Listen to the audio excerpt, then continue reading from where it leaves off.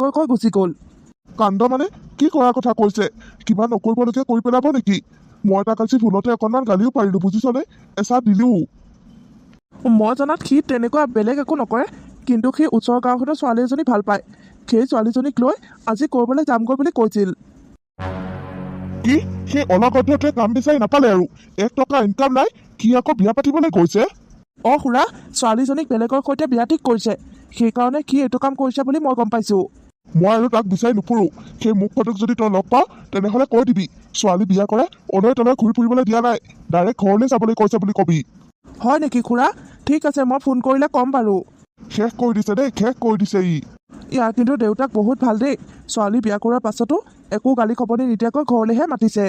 আমাৰ মা দেউতাহঁত হোৱা হয় 2 পিটনমান দিম বুলিহে ক'লে হয়, ঘৰলৈ আহিলে ঠেং ভাগিম বুলিহে ক'লে হয়। খুৰা খুৰী সঁচাকৈ বহুত ভাল, বোৱাৰীজনীৰ লগত মিলি জুলি চলিলেই হ'ল আৰু।